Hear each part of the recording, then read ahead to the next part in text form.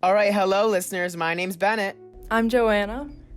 and this is our podcast PB&J, standing for Podcast Bennett and Joanna. Today's topic, we're talking about somebody who you've been probably getting to know very well recently, your roommate. Totally. We interviewed a broad variety of interviewees from freshman year students to senior students, and they all have very different takes on what's going on and how it is living with a roommate during these hard times. So Bennett asked them some interesting questions. Let's see what they had to say. What is your name, year, and major? My name is Katarina Verticapa, and I'm a freshman, and I'm majoring in bio. Hi, I'm Kaya Scholl. I'm 21. I'm a senior in graphic design. I'm Brian Springman. I am a senior majoring in marketing and management with a focus on entrepreneurship. So, how many roommates are you currently living with? So I live in Bromley, so I have like a roommate, and then I share a bathroom and two of my suite mates. I currently have 0 roommates, but that is just because my one roommate does not live here anymore. My roommate is married and his husband graduated a couple years ago. So my roommate moved in with me that fall, and we were going to live together for the next 2 years until he had to leave to go student teach next semester. So he was going to be living here until next spring. But because of COVID and everything being online, he had the opportunity to go live, to like work from home. So his home, he just decided to go live with his husband. 2. Yeah, 2 guys. How has COVID affected your relationship with your roommates, if at all? Oh, well, we all got corona at the same time, so that was like a bonding experience. But honestly, like, I guess I have nothing really to compare what it was like living with a roommate pre-COVID. But like, I know it's really easy to get sick of your roommate or something if you do everything together. But like I said earlier, like, I feel like we all have our own separate lives, but then we also like hang out a lot. So just because of that aspect, I think it's like really hard to get sick of them, even though we're inside a lot more. The relationship itself is not affected. I mean, it's kind of like how we were when he was living with his husband before his husband graduated. We message and stuff, but the moment we're together, it's like we've never been apart. So we just don't talk as much because we're both really terrible at texting. It's the amount of communicating that has changed, I guess.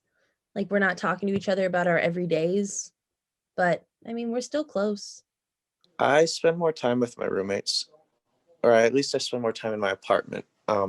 So I think I have generally a closer relationship with them because I was friends with my roommates already, but I think I have a closer relationship with them. I get sick of them easier as well, though. So I spend more time in my room when I'm at the apartment than I used to. How have you gone about working through issues during this tense time? And like, how have you maintained a good relationship with your roommates? I've been going on a lot of walks and stuff, and then like getting coffee and like studying with friends. Rushing, I think that was like something that was so helpful too, just because I met so many people, and then like hanging out with them, like that's kept things new and exciting. We play Smash together on the Switch online. That's one thing we've done because that's something we would do almost every day when we lived together, is we would play Smash on the Switch. It was a daily occurrence in this apartment. Usually, first, when I'm mad about something my roommates do, I try to cool off on my own for a while, and then I will pick a time when it's just me and that roommate, and I'll bring it up and try to have a respectful conversation with them about it. And these days it's harder to cool off when you're still in the same building, but you sort of just make it work.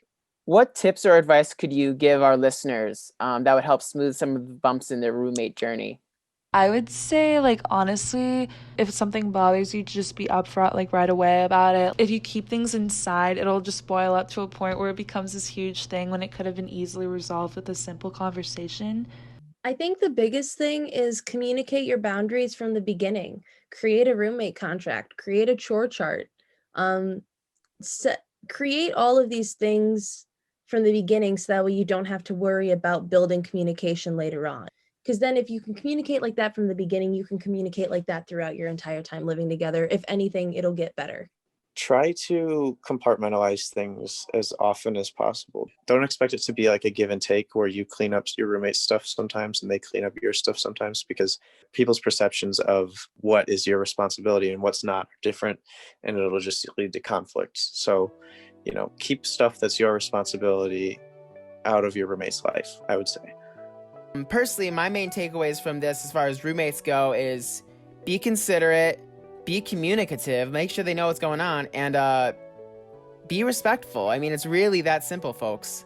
What do you think, Joanna? Yeah, I totally agree. My main takeaway was that people are taking a bad situation and making the best out of it. If you're spending this much time with your roommates, you gotta do that to survive. Certainly learn something new and hope I can apply it to my own living situation.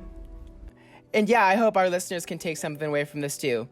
Anyway, this has been PBandJ Podcast with Bennett And Joanna. and we'll see you next time.